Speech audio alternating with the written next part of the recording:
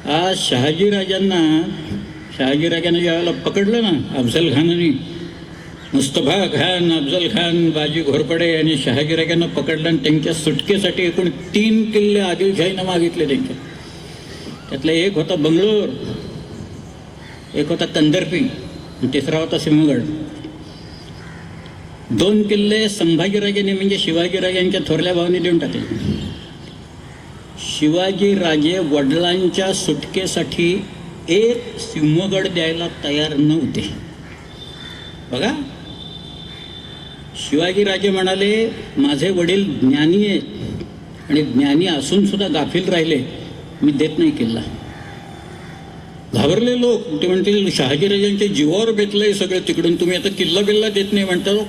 मग त्यांना सोनू विश्वनाथ डबीर तिथे जे होते त्यांना सुवर्ण शर्मा म्हटलंय त्यांनी. ते सुवर्ण शर्माने म्हणजे सोनोपंतांनी त्यांना एक नीती सांगितली, ती त्या शिवभारतात आहे.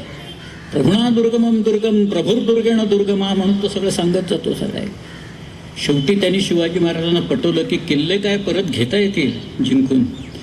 एक तर किल्ला जातोय, तुम्ही एक किल्ला देऊन टाका, आपण किल्ला परत जिंकून घेऊ शकू. पण वडील गेले तर मात्र परत आपल्याला वडील काही मिळणार नाही, तुम्ही देऊन टाका.